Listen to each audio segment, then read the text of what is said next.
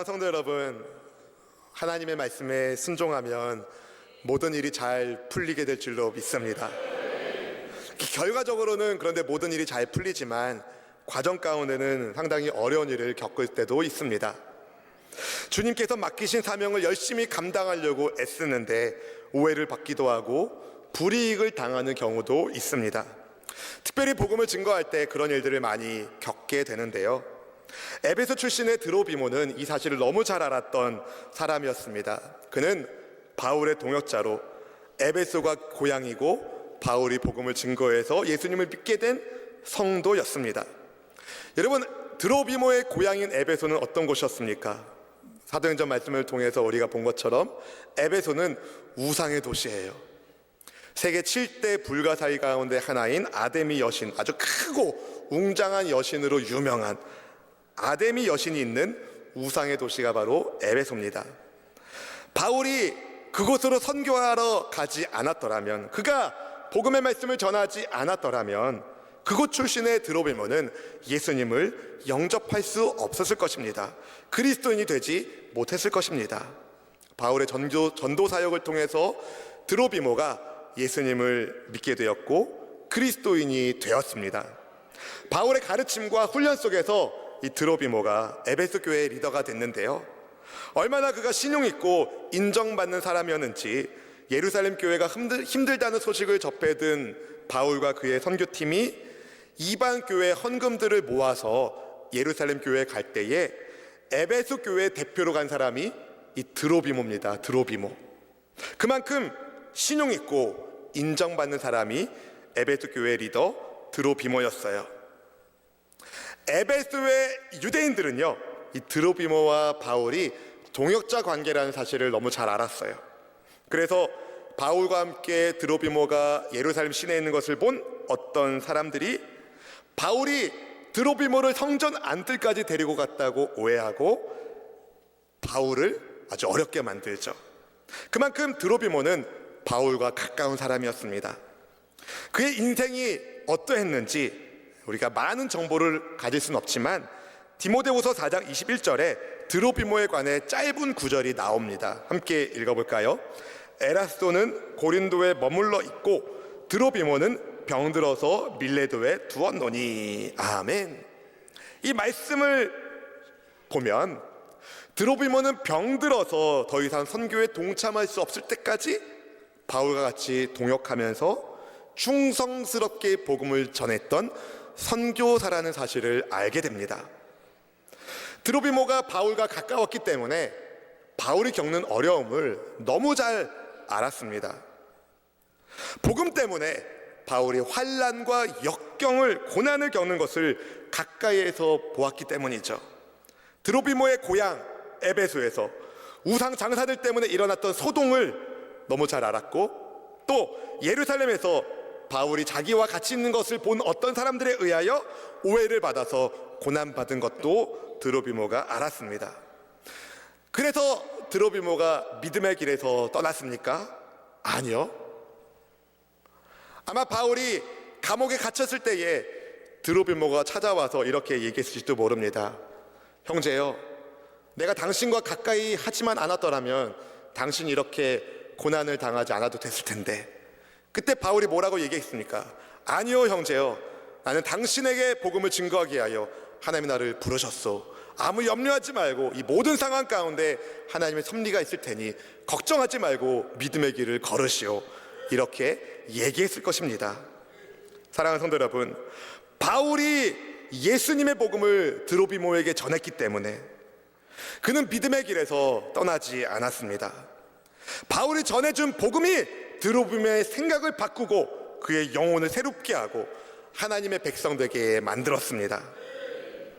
바울이 전도하지 않았다면 드로비모 같은 사람이 나올 수 있었을까요?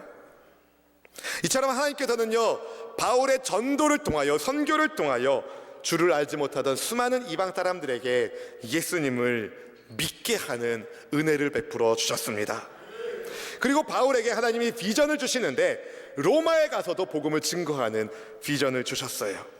하나님께서 주신 비전에 따라서 바울이 먼저 예루살렘에 들렸다가 이제 로마로 가려고 했는데 그런데 예루살렘에 가는 도중에 바울이 여러 가지 이야기를 들었죠.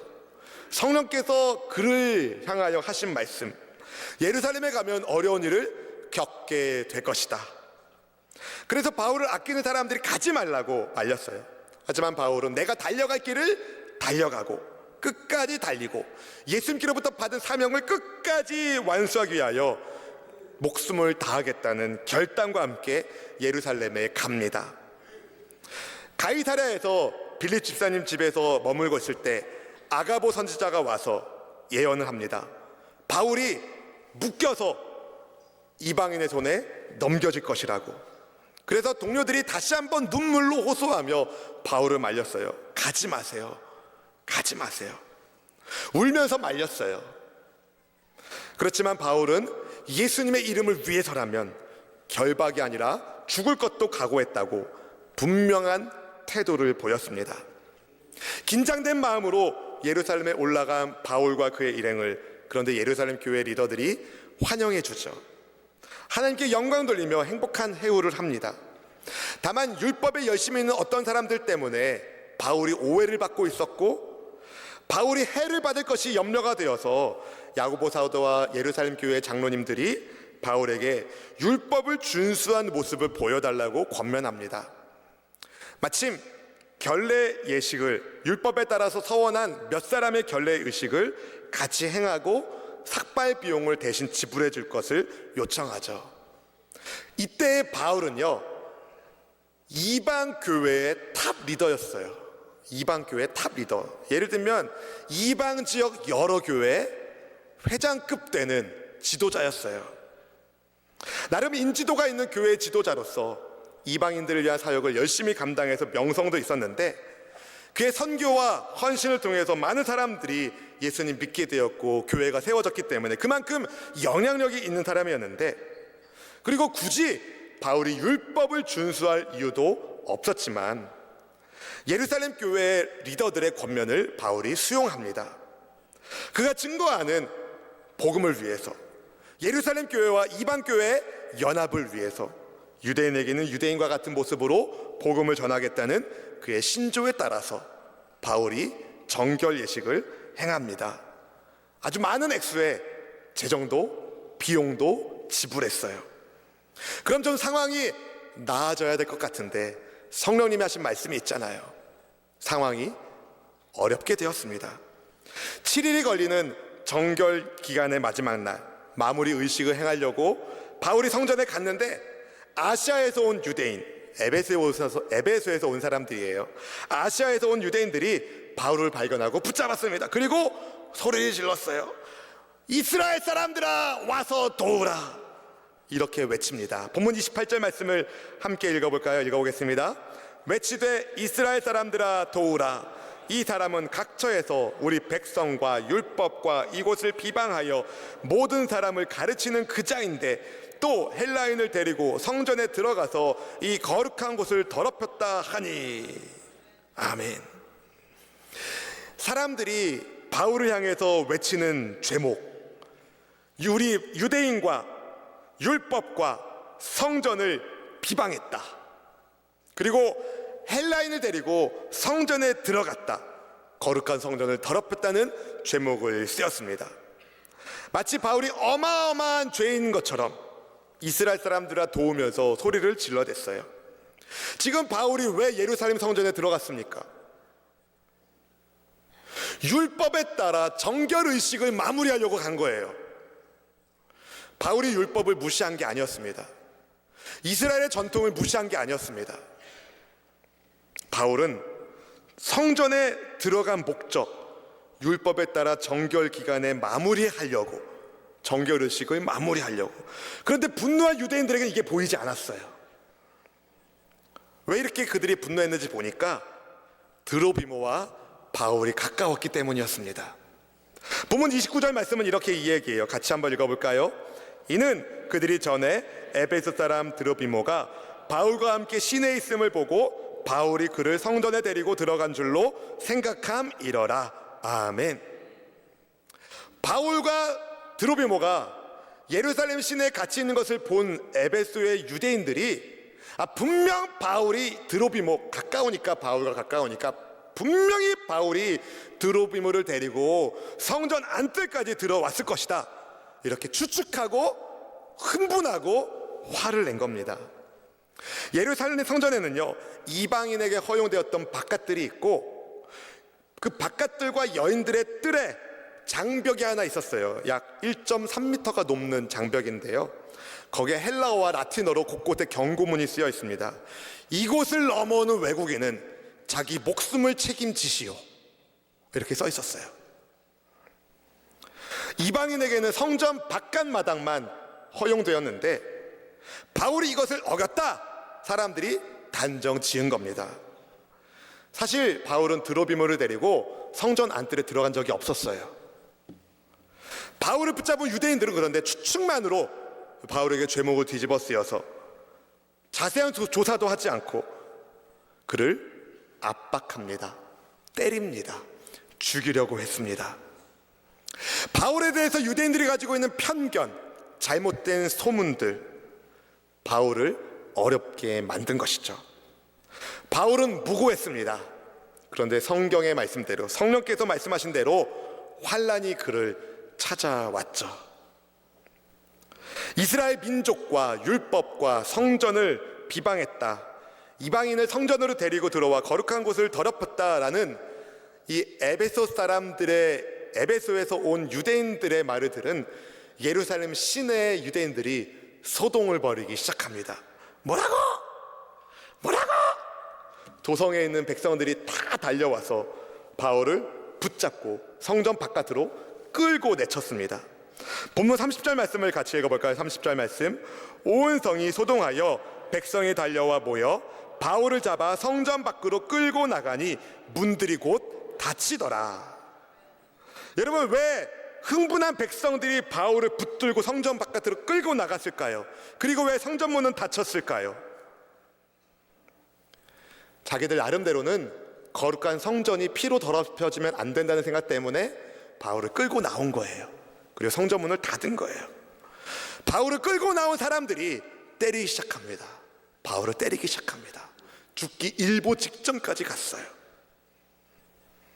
성난 폭도처럼 바울을 때리고 있을 때, 이 폭력의 순간에, 그런데 하나님이 놀라운 섭리를 보여주십니다. 바로 로마 군대를 보내서 바울을 보호하시는 거예요. 할렐루야! 예루살렘에 소요가 일어난 것을 보고 군사들이 급히 달려왔는데요, 굉장히 신속하게 달려올 수 있었어요.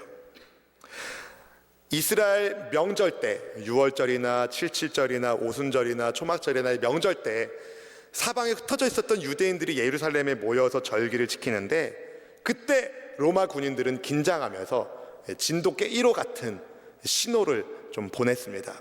경계태세를 좀 강화했어요. 혹시라도 소란이 일어날 것을 주의한 거죠. 지금 명절 즈음입니다. 절기 때입니다.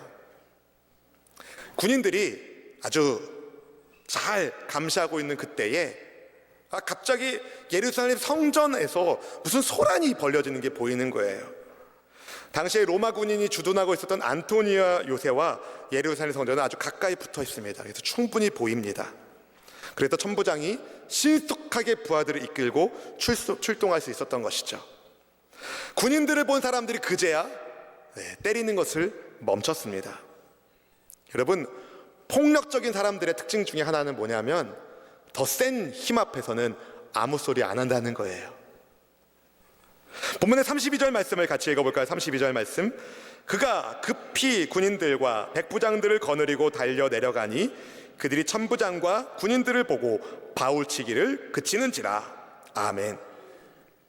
이때 출동한 천부장의 이름이 사도행전 23장 26절에 따르면 루시아라는 사람인데요, 이 루시아가 군사들과 백부장들을 거느리고 급하게 달려왔기 때문에 바울이 목숨을 잃는 것을 막을 수 있었습니다.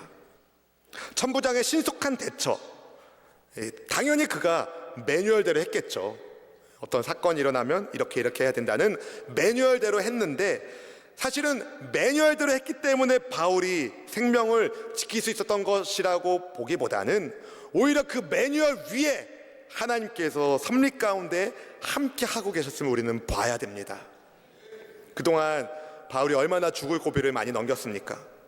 그럼에도 불구하고 바울이 목숨을 지킬 수 있었던 까닭은 하나님께서 그를 지켜주시는 하나님의 섭리가 거기 있었기 때문이에요. 하나님께서는 바울을 통해서 로마로 복음이 확장되기를 원하셨어요. 그래서 하나님이 천부장을 보내서 바울 목숨을 지켜준 겁니다. 섭리. 당시 천부장은 바울이 애굽 사람 자객을 4,000명 정도 거느렸던 애굽의 자객의 우두머리로 오해하고 있었어요. 그래서 바울을 먼저 결박했습니다. 본문 33절 말씀을 같이 읽어볼까요? 33절. 이에 천부장이 가까이 가서 바울을 잡아 두 쇠사슬로 결박하라 명하고 그가 누구이며 그가 무슨 일을 하였느냐 물으니 바울을 어떻게 했다고요? 결박했다고요. 예루살렘 오기 전 아가보 선지자를 통하여 얘기해 주신 성령께서 하신 말씀이 그대로 이루어지는 거예요. 사도행전 21장 11절 말씀 같이 한번 읽어볼까요? 우리에게 와서 바울의 띠를 가져다가 자기 수족을 잡아매고 말하기를 성령이 말씀하시되 예루살렘에서 유대인들이 이같이 이 띠 임자를 결박하여 이방인의 손에 넘겨주리라 하거늘. 아멘. 여러분, 이 말씀이 그대로 이루어지고 있는 거예요. 하나님의 섭리에서 빈틈이 없이 일이 이루어지고 있음을 보게 되는 것입니다. 바울을 결박한 천부장이 그가 누군지 무슨 일을 했는지 파악하려고 했어요. 그런데 어떤 사람은 이 말하고 어떤 사람은 저 말하는 거예요.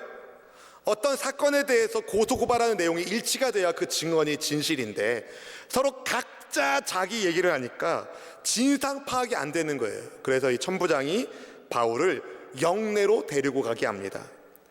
근데 바울을 데려가는데 군사들이 너무 안전하게 바울을 호위하니까 이 무리들이 흥분해가지고 소리를 막 지릅니다. 바울을 없애버려라. 반복해서 바울을 향하여 악담을 퍼붓습니다. 여러분, 이때 바울의 심정이 어떻겠습니까? 여러분이 바울의 입장이었으면 어떤 마음이 드셨겠습니까? 굉장히 비참한 상황이죠. 동포들이 나를 없애라고 하는, 군인들에 의해서 보호받고 있는 이 상황이, 여러분 왜 이렇게 이스라엘 군중들이 바울을 향해서 적개심을 보였을까요? 바울이 꼴보기 싫었던 것입니다. 그들의 자존심을 바울이 건드리고 있었다라고 생각했기 때문이었습니다. 바울은 이방인들을 위해서 복음을 증거하고 이방 지역의 교회를 세우고 하나님 나라를 확장하는 일에 열심을 냈는데 유대인들이 그게 눈꼴 시렸던 것이었어요. 하나님의 선민인 이스라엘 정체성을 저 바울이 훼손한다. 그게 그들을 열받게 만들었습니다. 근데 사실 하나님께서 이스라엘을 왜 선택하셨습니까? 이스라엘이 선택받을 만해서가 아니라 하나님의 은혜 때문에, 그들이 어떤 특정 자격이 있기 때문이 아니라 하나님의 은혜 때문에 그들이 부름을 받았어요. 하나님께서 이스라엘 택하신 목적 한 가지입니다. 이스라엘을 통해서 열방의 주님을 만나게 하시려고. 창세기 12장 2절 3절 말씀 그걸 보여줍니다. 함께 읽어보겠습니다. 내가 너로 큰 민족을 이루고 네게 복을 주어 네 이름을 창대하게 하리니 너는 복이 될지라.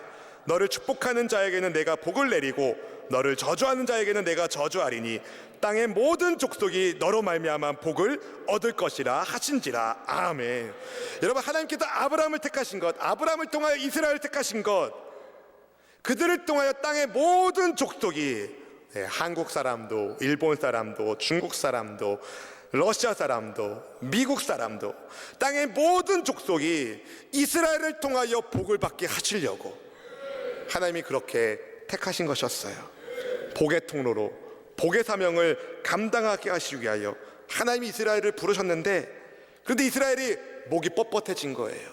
교만해진 거예요. 다른 민족을 무시합니다. 깔보기 시작합니다. 심지어 이방 사람들을 사람 취급하지 않게 되었어요. 이방인은 지옥의 땔감, 지옥의 불쏘시개, 이 정도로 생각했습니다. 그런데 바울이 이방인들의 복음을 증거하고 그들이 하나님의 백성이 되었다고 선포하고 하나님의 나라를 확장하니까 이게 너무 기분 나쁜 거예요. 이스라엘 백성들의 잘못된 선민의식, 편협한 민족주의에 갇혀서 그들은 폭력적인 사람이 되고 말았습니다. 하나님과 상관없는 종교인이 되고 말았다는 것이죠. 바울을 죽이라고 외쳤던 사람들, 차마 성전 안에서 피를 흘릴 수 없으니까 바울을 끌고 성전 바깥에 나갔지만, 정작 하나님이 귀히 여기시는 사람의 생명, 바울의 생명, 이방인의 생명을 아주 우습게 여겼던 이들, 성전을 그렇게 애지중지 관리하면서 율법을 그렇게 열심히 지키면서 정작 하나님의 뜻과는 상관없이 사는 사람들, 그들은 바울을 의심하고 오해하고 때리는 것에 전혀 가책을 느끼지 않았습니다. 나름대로는 옳은 일을 한다는 자부심을 가지고 있었지만 그들은 하나님과는 상관없는 폭력적인 사람들이었어요. 거룩한 성전에서 끌려나가서 인간의 폭력성에 그대로 노출된 바울의 마음이 어땠을까요? 아마 스데반 집사님의 생각을 했을지도 모릅니다. 혹은 십자가 길을 걸으신 예수님을 떠올렸을지도 모릅니다. 그리고 한편으로는 그 폭력의 현장에서 하나님께서 보내주신 로마 군인들을 통하여 자기가 지켜지는 것을 보면서, 하나님께서 나를 로마까지 인도하시기 위하여 나를 지금 지켜주신구나 라는 하나님의 섭리를 깨달았을지도 모릅니다. 더 이상 그는 힘의 논리가 아니라 섬김의 논리로 사는 사람이 되었습니다.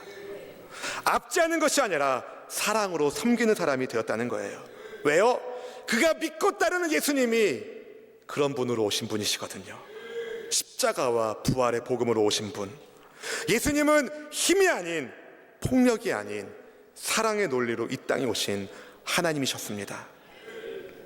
예수님의 십자가로 인해 이방인과 유대인 사이에 세워져 있었던 담이 무너졌습니다. 할렐루야! 에베소서 2장 14절 말씀 같이 읽어볼까요? 그는 우리의 화평이신지라 둘로 하나를 만드사 원수된 것 곧 중간에 막힌 담을 자기 육체로 허시고. 아멘, 아멘. 그래서 바울은요, 예수님을 만나고 난 다음에 이방인들에게 복음을 전한 것에 대해서 전혀 주저하지 않았어요. 예수님 만나기 전까지만 해도 이방인을 사람 취급하지 않고 지옥의 땔감, 지옥의 불쏘시개 이렇게 생각했던 바울이 이방인을 위하여 복음을 증거합니다. 바울은 단 한 번도 내가 이방인들에게 복음을 전했기 때문에 이런 고생을 한다 낙심하며 하나님 앞에 불평 불만을 토로하지 않았습니다. 그는 이방인과 관계 맺는 것을 전혀 두려워하지 않았습니다. 왜요? 하나님이 십자가 아래서 이방인과 유대인을 하나 되게 하시는 것을 믿었기 때문에. 사랑하는 성도 여러분, 하나님의 뜻에 순종하여 진실한 성도가 되어 믿음의 길을 걸어갈 때에 본문에 나온 바울처럼 온갖 수모와 고초를 겪을 수도 있습니다. 그러나 여러분, 모든 상황을 하나님이 다스리고 계십니다. 주님의 섭리를 의심하지 마십시오. 주님의 뜻이 분명히 있습니다. 그리고 하나님께서 반드시 모든 상황 가운데 하나님께서 다 갚아주게 되실 겁니다. 그러니 끝까지 내게 맡기신 사명을 다하시길 바랍니다. 우리가 정말 하나님을 믿는 백성으로 예수님을 진정으로 주님으로 믿고 섬기는 사람이라면 죽음을 두려워할 이유가 없습니다. 왜냐하면 우리가 믿는 예수님, 죽음을 이기신, 사망 권세를 이기신 부활의 주님이시기 때문에. 그리고 우리는 사나 죽으나 누구 거예요? 주님의 것이니까, 하나님의 것이니까. 그리고 이 땅에서 내 생명을 마치는 그 순간에 감사할 수 있어요. 왜냐하면 사명을 다했기 때문에. 그때가 사명을 다하는 순간이기 때문에. 사랑하는 성도 여러분, 인간 세상의 폭력에 두려워하지 마시고 근심하지 마시고 염려하지 마시고 폭력을 뛰어넘는 하나님의 섭리를 믿고 주님을 따르기를 축복합니다. 그리고 우리 가운데 단 한 분도 이 에베소에 온 유대인들처럼 하나님의 뜻을 곡해하여 누군가를 힘들게 만드는 사람이 한 분도 없기를 바라고, 폭력의 방식이 아니라, 힘의 방식이 아니라 사랑의 방식으로 서로 사랑하며 섬기며 아껴주며 기도하며, 여러분의 가정이 그렇게 돌봄받고 여러분의 직장과 일터가 그렇게 보호되고 우리 교회가 그렇게 굳건하게 서는 은혜가 있기를 주님의 이름으로 축원합니다. 이것을 위하여 여러분 하나님께 통찰력을 구하십시오. 영적인 분별력을 구하십시오. 여러분 가짜 뉴스, 거짓된 소문에 흔들리지 마시고 예수님처럼 모든 일을 사랑으로 행하는 여러분 모두가 되기를 주님의 이름으로 축원합니다. 여러분 기억합시다. 모든 일을 뭐로 하자고요? 사랑으로 합시다. 여러분의 입술에도, 여러분의 언어도 사랑으로 말하고, 여러분의 두 손과 두 발도 사랑으로 살고 섬기고, 하나님께 영광, 하나님은 사랑이신지라 사랑의 주님을 따라가는 우리 모두가 되기를 주의 이름으로 축원합니다.